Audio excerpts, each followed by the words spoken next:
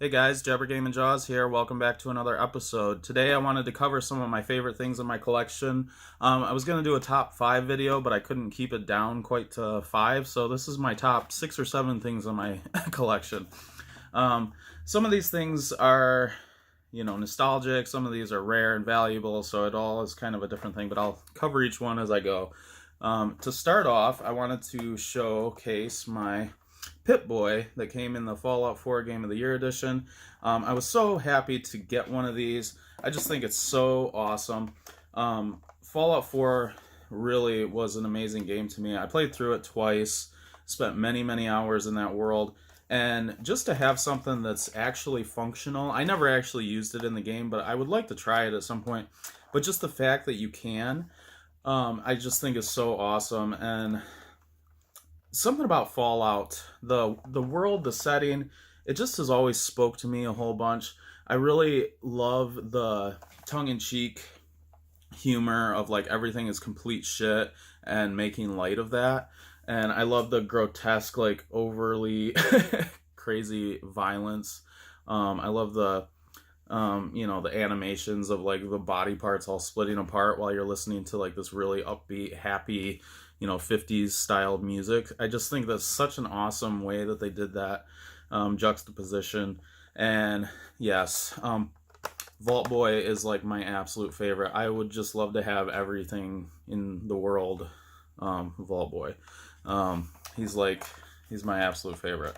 So I was so happy when I was able to get that. Actually, these were hard to find, and then they re-released it with the Game of the Year edition. So I was so happy when I was able to get that, because before that it was really expensive and I didn't think I was going to be able to. All right, so moving on here, I wanted to showcase these two NES games. I have the actual games, they're on my game shelf, but these are the boxes, and these are special to me because these were my wife's when she was a kid, and these were actually the games that she had. These actually have her little notes in here.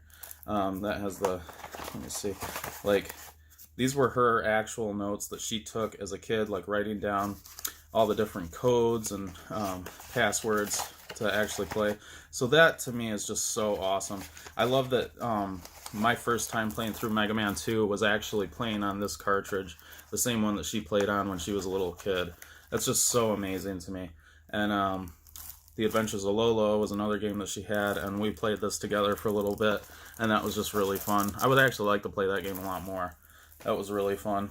I just think it's so cool to have something. It's amazing because I don't even have any actual games from my own childhood. I'm going to cover that here in just a second, but so to have some games from her childhood is just super special. Now, in saying that I don't have any games from my childhood, I actually have one game that I did play as a kid. This exact cartridge belonged to my cousin, and this thing is in like near mint condition. Like this is about as minty as it can get, I think. And I can't believe it because like we spent so many hours playing this exact game. We were hanging out a couple summers ago and talking about old memories, and of course, like, I start talking about video games because that's just me. And so he actually went home and found this game and sent it to me in the mail. I had no idea it was coming. So it's really extra special, not only that my cousin gave it to me, but just also that we actually spent so much time playing on it as a kid. And the fact that I don't have any of my own old games, it's really cool to have something that I played on when I was like 12, 13. So that's pretty awesome to have. Going along in the same line, now I don't have any games from when I was a kid. This is my one single solitary thing from my childhood that I have from my original collection. I don't know how the hell this actually survived and stayed with me all this time. All the different times that we moved, all the different times that I sold stuff and got rid of stuff. I think that it probably just didn't have any value, I didn't think, so it wasn't even worth me trying to get rid of. And somehow it has just always stuck around. And I wish so bad that I had my original copy of Chrono Cross. I have another copy back there, and I've played it, of course, but I wish really bad that I had the original copy of this game to go with it. But just the fact that I have this is just so special to me. The fact that I had this exact strategy guide when I was 12 years old, oh, is very awesome. I was about 12. That game came out around 2000. Yeah, so I would have been 12. All right. Moving on here. So I had wanted to buy this game for so long. And I had played the game in multiple different ways, but never in its original form. And I was so thankful to add Chrono Trigger to my Super Nintendo collection. It's a really nice copy, very good condition, and I was just so happy to have it. Like, I first played the game on the PlayStation in the Final Fantasy Chronicles package. I played it on the PlayStation twice. And then at one point I played it on the Nintendo DS, and I still have that version. I have yet to actually play this cartridge, but just the fact that I have it, and the next time that I do play through Chrono Trigger will definitely be this. And I'm just so glad to have that. I would love to actually get my Chrono Trigger completed. I want to get the box and manual. That's really important to me. There's a couple other Super Nintendo games I want to do that with, particularly Final Fantasy 3, Final Fantasy 2, 4 and 6, and then also Super Castlevania 4. I would love to get all of those games complete in box. It's going to be expensive, but it's like just a long-term goal that I have. I really love those games. They all mean something to me, so that would be sweet to do. And then, so my number one thing in my collection, I'm sure that a lot of you guys who have been following me for a while already know exactly what this is. I won't belabor it any longer. It's my copy of Panzer Dragoon Saga on the Sega Saturn. This is in really nice condition. I have all the discs, and I have all the original sleeves here. It's just a really great game. The booklet, and I'm just so thankful to have this in my collection. I am such an insane RPG nut, and hearing about this game, I just knew that it was something that I absolutely wanted to experience. I've played the game twice. It's an amazing game. The battle system is unlike any other that I've ever played. It's so awesome, and especially at the time, it would have just been so revolutionary. It's so sad that not more people are able to experience this game.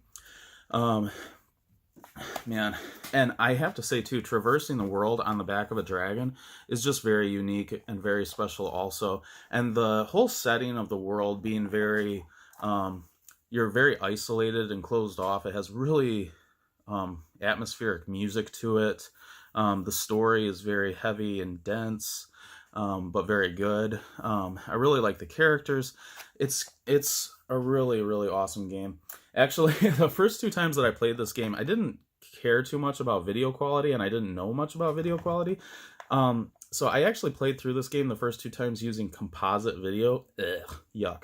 So now I have my HD Retrovision component cables, and the next time that I play this on my Saturn, I'll be able to play it using those, and I am very excited because I fired it up just to see what it looks like, and it looks so much better. So it'll be fun to experience the entire game.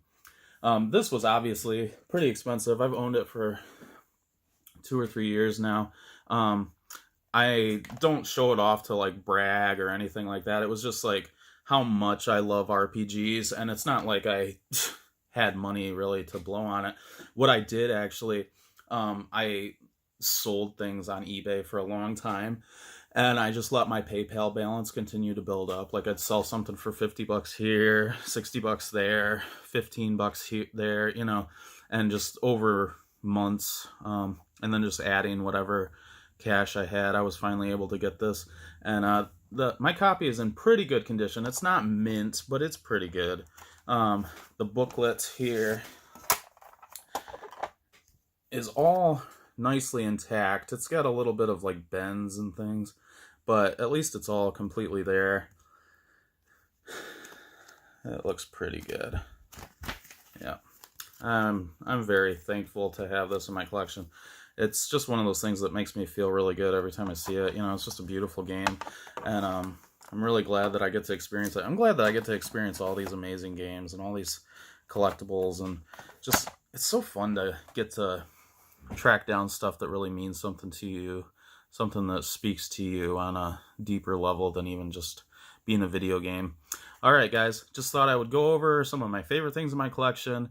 Let me know if you have a video similar to this. I would love to watch that, or if you know of anybody who's got videos similar to this. My favorite kinds of videos on YouTube are generally videos where people talk about retro vintage games, and particularly their own personal memories with those things. I'm always looking for more YouTube channels that do that.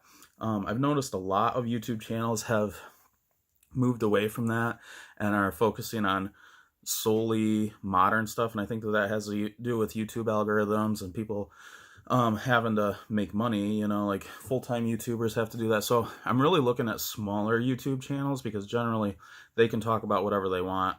And a lot of the times, I think the bigger ones too, they've kind of just maybe exhausted their things that they can talk about with retro games. So please let me know if you know any videos or channels that kind of fit that description.